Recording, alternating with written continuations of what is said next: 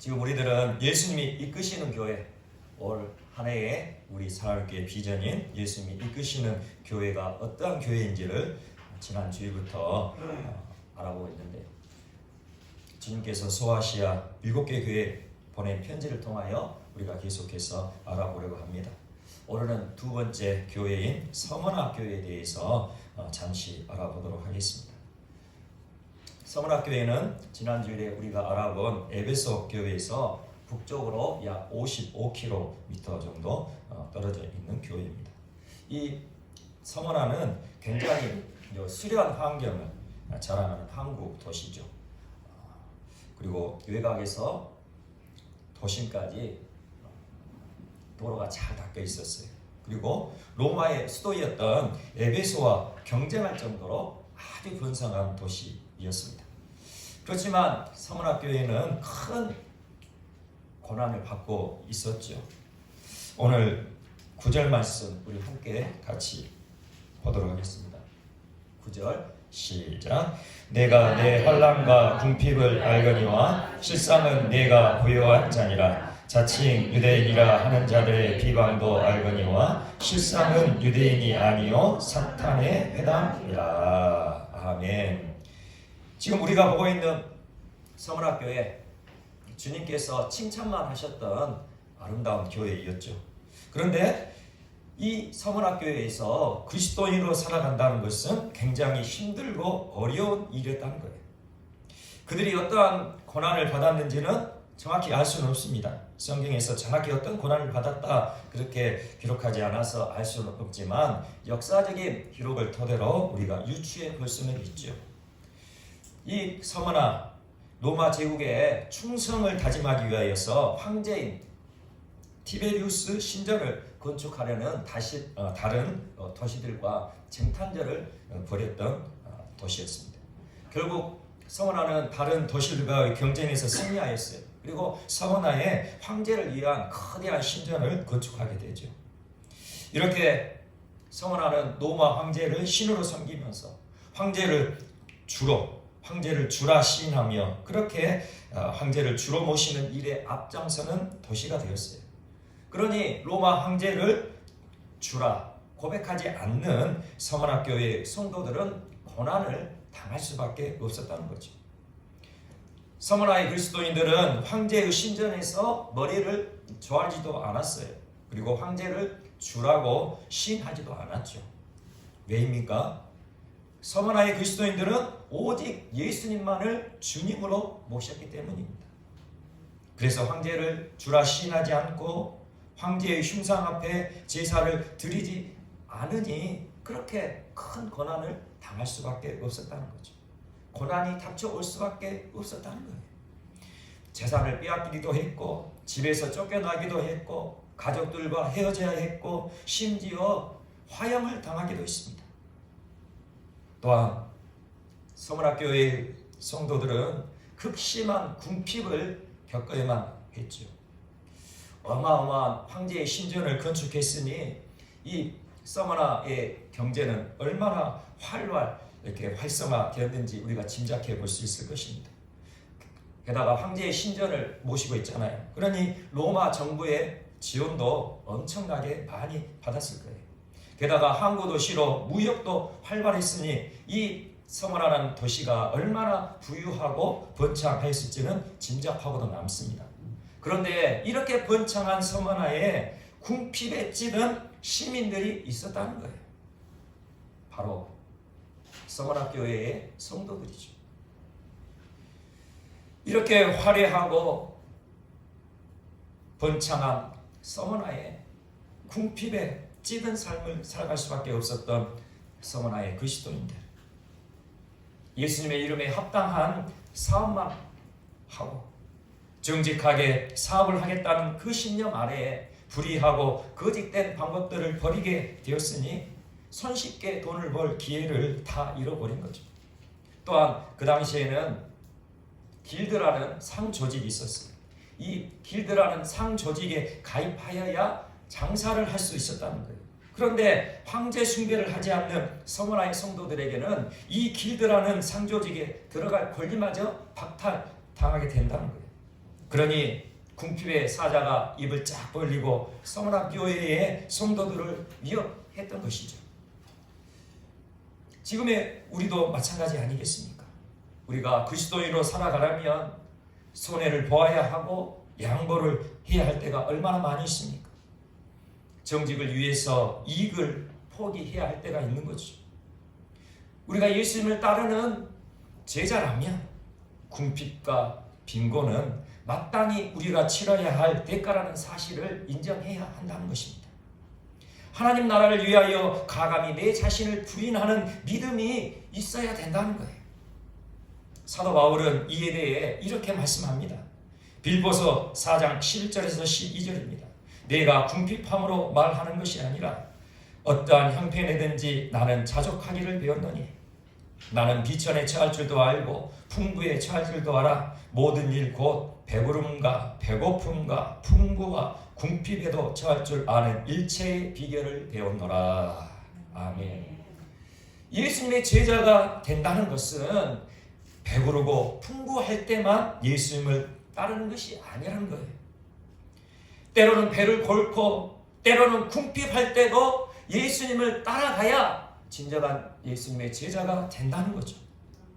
하나님의 나라를 위하여 궁핍해지는 것을 결코 속상해 해서도 부끄러워해서도 안 된다는 것이죠. 오히려 기뻐해야 할 일이라는 것입니다. 히브리서 10장 34절에서 35절 너희 소유를 빼앗기는 것도 기쁘게 당한 것은 더 낫고 영구한 소유가 있는 줄 압니다. 그러므로 너희가 담대함을 버리지 말라. 이것이 큰 상을 얻게 하느니라. 아멘. 우리가 예수님을 따라가면서 때로는 배고픔을 겪고 때로는 궁핍을 겪고 우리가 손해를 보고 우리 소유를 빼앗겨도 기뻐할 수 있는 것, 이 땅에 그 모든 것보다 더 낫고 영원한 소유가 우리에게 있다는 거예요.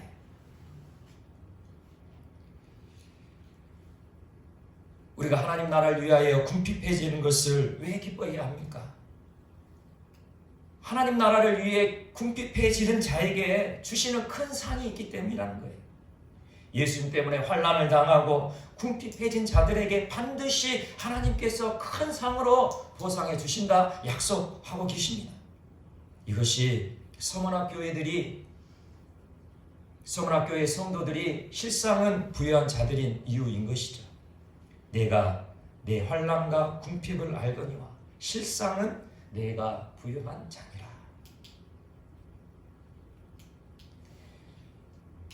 세상에 결코 빼앗을 수 없는 부유함이 우리 그리스도인들 안에 있음을 명심하시기 바랍니다. 그리고 예수님을 따르는 제자들, 그의 삶 가운데는 비방하는 무리들이 있다는 사실을 기억해야 할 것입니다. 서문학교의 성도들을 비방하는 유대인들이 있었다는 거죠. 말씀을 보면 뭐라고 말씀합니까? 그 유대인들, 실상은 유대인이 아니요 사탄의 회당이라 그렇게 말씀하시죠. 서문학교의 성도들을 비방하는 유대인들 안에는 사탄이 자리 잡고 있다는 거예요. 온수 마귀가 유대인들의 마음을 두시어 놓아서 서문학교의 성도들을 비방하게 만들었다는 거죠. 왜 그렇게 한 겁니까? 그리스도인들의 믿음을 무너뜨리기 위한 악한 계획인 것입니다. 있지도 않은 일을 꾸며서 비방하고 헐뜯어 우리 그리스도인들을 낙심하게 하고 좌절하게 하여 믿음을 잃어버리게 하는 일들을 지금도 우리는 경험하게 되는 것이죠. 그러니 우리들이 먼저 경계해야 하는 것입니다. 우리의 가정과 학교와 직장 그리고 우리 교회 안에 비방과 헐뜯는 일이 있지는 않는지 살펴보아야 하는 거예요. 우리가 예수님을 따라가는 그 십자가 길을 따라가면 우리를 비방하고 헛들는 그런 일들이 일어나게 된다는 거예요. 비방을 당하고 헛들는 소리를 들을지라도 우리는 담대하게 믿음의 발걸음을 내딛어야 할 것입니다. 그 비방과 헐뜯는 중심에 온수 마귀가 잘 잡고 있음을 우리가 분명히 알아야 된다는 거예요. 그리고 내 자신부터 경계하고 되돌아봐야 할 것입니다. 내 자신 안에 비방과 헐뜯는 그 마음이 있지는 않는지를 항상 되돌아봐야 우리의 가정과 우리의 직장과 우리의 학교와 우리의 가정 안에 하나됨을 이뤄갈 수 있게 된다는 것이죠. 이처럼 환난과 궁핍과 비방 가운데 말할 수 없는 고난을 당하고 있는 서문학교회에, 그런데 웬일로 주님은 청천벽력 같은 말씀을 하세요. 만약 어떤 사람이 환난과 궁핍과 비방을 당하고 있다면 어떻게 해야 할까요? 어려움을 당하고 있는 그 이웃을 본다면, 궁핍에 처해 있는 그 이웃을 본다면 위로하고 격려하고 도움을 줘야 되겠죠. 이제 고난이 곧 끝날 것이니 조금만 더 인내하고 믿음으로 견뎌냅시다. 이러지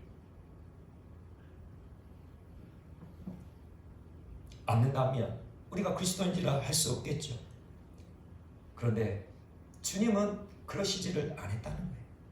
10절 말씀 오늘 함께 또 보겠습니다. 10절 말씀 함께 보겠습니다. 시작. 너는 장차 받을 고난을 두려워하지 말라. 볼지어다 마귀가 장차 너희 가운데서 몇 사람을 옥에 던져 시험을 받게 하리니 너희가 10일 동안 환난을 받으리라. 내가 죽도록 충성하라. 그리하면 내가 생명의 간을 내게 주리라. 아멘. 이 고난과 환난과 궁핍에 처해 있는 이 서문학교의 성도들에게 주님은 오히려 앞으로도 더 환난이 계속될 것이다, 그렇게 말씀하고 계세요.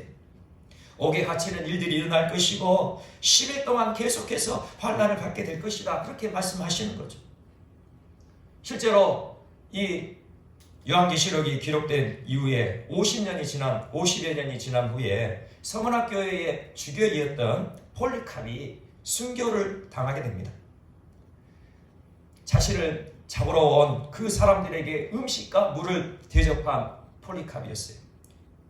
그리고 이 폴리캅은 결국 화형을 당하여서 주님의 품에 안기게 되는데, 예수님이 주님이심을 부인하기만 하면, 예수님이 나와 상관없다 그렇게 부인하기만 하면 살려주겠다는 그 회유에 폴리캅은 단호히 거절하며 이렇게 고백하였습니다. 지난 86년 동안 예수님을 섬겼고 그분은 내게 잘못하신 일이 하나도 없어. 그런데 내가 어찌 나를 구원하신 나의 왕을 모독할 수 있겠어? 지난 86년 동안 내가 예수님을 쭉 섬겼는데, 예수님의 십자가를 붙들고 예수님을 따라왔는데, 예수님 그분은 내게 단 한 번도 잘못하신 일이 없었다는 거예요. 그런데 내가 어찌 나를 구원하신, 나에게 단 한 번도 잘못하신 일 없는 나의 주님, 나의 왕을 부인하고 모독할 수 있겠어? 그렇게 고백하고 폴리캅은 불타는 장작더미 위에서 생을 마감하였죠. 너는 장차 받을 고난을 두려워하지 말라. 이 주님의 말씀을 폴리캅은 분명히 붙들었다는 거예요. 지금 우리에게 주님께서 말씀하세요. 내가 죽도록 충성하라. 그리하면 내가 생명의 간을 내게 주리라. 아멘. 우리가 어떻게 죽도록 충성할 수 있습니까? 하루하루 살아가는 것이 너무나 버겁고 비방하고 헐뜯는 그 상대방을 우리가 품고 기도하는 것차 버거운데 어떻게 우리는 죽도록 우리 주님께 충성할 수 있을까요? 우리가 죽도록 충성할 수 있는 이유는 나를 구원하신 예수님이 죽기까지 나를 사랑하셨기 때문입니다.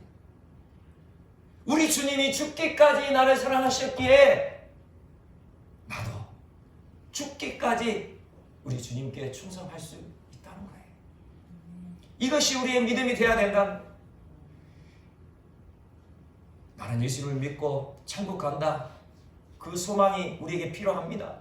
그러나 우리의 그 소망 안에는 그 예수님이 나를 구원하셔서 천국에 이르시게 하시기 위하여, 그렇게 하시기 위하여 죽기까지 십자가에 피 흘려주시며 나를 사랑하셨다는 그것을 기억해야 한다는 거예요. 그것을 기억하고 그 믿음을 붙잡을 때 우리는 죽기까지 충성할 수 있다는 거예요. 죽도록 충성하라.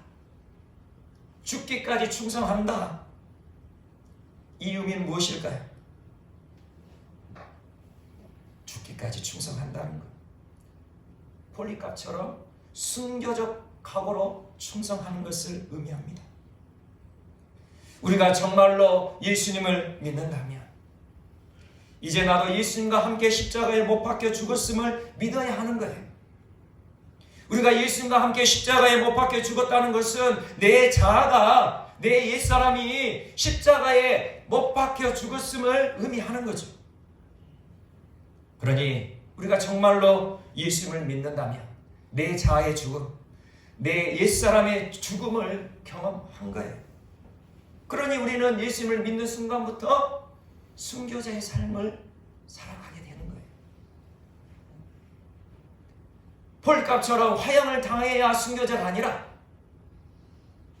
폴리갑은 예수님을 믿는 순간부터 예수님과 함께 십자가에 못 박혀 죽었음을 확실히 믿었기에 그가 순교의 자리까지 들어갈 수 있었다는 거예요.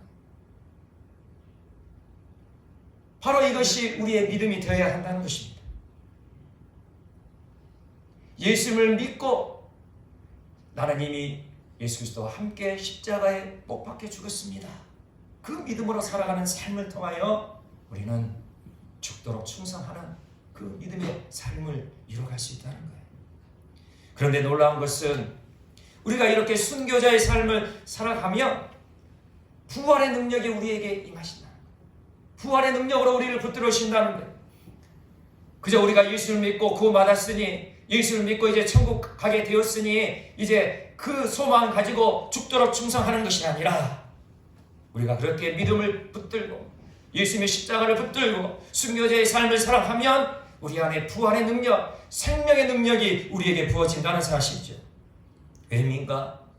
내 자아의 죽음을 믿고 순교자의 삶을 살아가는 그리스도인들 모두에게는 지금도 살아 역사하시는, 부활에 살아 역사하시는 주님이 함께 하셔서, 예수님이 함께 하셔서 능력으로 역사하시기 때문이죠. 이것이 바로 나는 죽고 예수 그리스도로 살아가는 믿음의 실제적인 삶인 것입니다. 오늘 본문 8절 말씀 함께 같이 보도록 하겠습니다. 8절입니다. 시작. 서문학교의 사자에게 편지하라. 처음이며 마지막이요 죽었다가 살아나신 이가 이르시되 아멘. 서문학교에 말씀하시는 주님의 모습, 어떠한 주님이십니까? 처음이며 마지막이요 죽었다가 살아나신 주님이 지금 서문학교회에 말씀하고 계세요. 처음이며 마지막 되시는 주신, 이것은 무엇을 의미하는 겁니까? 영원전부터 영원토록 계시는 주님이 지금 서문학교회에 말씀하고 계시다는 거죠. 영원하신 주님이 우리 그리스도인들에게 다가오는 고난을 말씀하고 계시는 거예요. 처음이요 마지막이신 그 주님이 너희가 10일 동안 환난을 받으리라, 그렇게 말씀하신다는 거예요. 영원하신 주님의 시간표를 보면 우리가 겪는 고난의 기간이 그만큼 짧다는 의미죠. 10일, 우리가 생각해도 너무나도 짧은 기간이잖아요. 그러나 이 10일이 어떤 사람에게는 100일이 될 수 있고, 어떤 사람은 200일이 될 수 있고, 어떤 사람은 1000일까지 갈 수도 있겠죠. 그러나 영원하신 하나님, 영원하신 주님의 눈으로 그 고난을 바라보면 그 기간은 100일이 아니라 200일이 아니라 1000일이 아니라 10일처럼 그렇게 느껴진다는 것입니다. 영원전부터 영원토록 계시는 주님을 바라보는 눈이 열려진 성도는 영원한 시간을 바라볼 수 있기 때문이죠. 영원한 시간을 바라볼 수 있는 성도에게는 1000일이 아니라 만일, 너무나도 짧은 시간으로 그렇게 느껴질 것입니다. 그리고 죽었다가 살아나신 주님이 이렇게 말씀하셨어요. 내가 죽도록 충성하라. 그리하면 내가 생명의 관을 내게 주리라. 죽었다가 살아나신 주님이 또 서문학교에 말씀하셨다는 거죠. 죽었다가 살아나신 주님이 우리 모두에게 말씀하셨다는 거예요. 내가 죽도록 충성하라. 그리하면 내가 생명의 관을 내게 주리라. 여기서 충성이란 무슨 의미입니까? 충성. 우리 군대 갔다 온 우리 청년들 충성 많이 했을 건데, 충성. 이 충성은 변함이 없는 진실함일 거예요. 충성. 변함이 없는 진실함. 변함이 없는 진실한 믿음을 바로 충성에 담겨 있는 거죠. 그러니 어떠한 환난과 궁핍과 비방에도 두려워하지 않고 끝까지 십자가를 붙드는 성도가 죽도록 충성하는 성도인 것입니다. 변함없는 진실한 믿음으로 끝까지 예수님을 붙드는 성도, 그 성도가 죽도록 충성하는 성도인 거죠. 이처럼 죽도록 충성하는 자에게 우리 주님께서 놀라운 약속의 말씀, 축복의 말씀을 주시는데 11절에 이렇게 말씀하죠. 함께 또 보겠습니다. 11절 시작. 귀 있는 자는 성령이 교회들에게 하시는 말씀을 들을지어다. 이기는 자는 둘째 사망의 해를 받지 아니하리라. 아멘. 죽도록 충성하여 이기는 자, 바로 그 사람에게는 둘째 사망의 해를 받지 않게 하신다는 거예요. 우리 모두는 육신의 죽음을 맞이하게 될 것입니다. 이것이 첫째 사망이죠. 우리 모두는 첫째 사망을 다 맞이하게 될 거예요. 그리고 이 첫째 사망 후에 우리 모두는 또 다시 하나님의 심판대 앞에 서게 될 거예요. 하나님의 심판대 앞에 설 때에 어떤 사람은 영벌을 받을 것이고 어떤 사람은 영생을 얻게 될 것입니다. 이때 영벌을 받게 되는 자, 둘째 사망의 끔찍한 고통을 받게 될 것을 오늘 말씀하고 있는 거예요. 둘째 사망의 해, 영벌의 심판을 받는 그 사람이 받는 그 고통, 둘째 사망의 고통인 것이죠. 이 둘째 사망의 끔찍한 고통을 영원토록 경험하게 된다는 거예요. 하지만 죽도록 충성한 자에게는 생명의 관을 씌워주시고 그를 높여주시고 존귀케 하시고 영화롭게 하시고 영생의 기쁨을 누리게 하실 것입니다. 예수님이 이끄시는 교회는 충성된 믿음으로 세워지는 교회임을 명심하시기 바랍니다. 예수님이 이끄시는 교회, 죽도록 충성하는 자들 통하여 세워지게 될 것입니다. 이처럼 죽도록 충성하는 자에게는 반드시 우리 주님께서 생명의 관을, 그 존귀한 관을 씌워주실 거예요. 영생의 기쁨을 누릴 수 있도록 축복해 주실 거예요. 우리 사랑교회 모든 성도들이 죽도록 충성하는 믿음으로 예수님이 이끄시는 교회를 이루어가며 마침내 주님이 주시는 생명의 관을 받아 영생의 축복을 이루어가시는 우리 모두가 되시기를 간절히 축원합니다.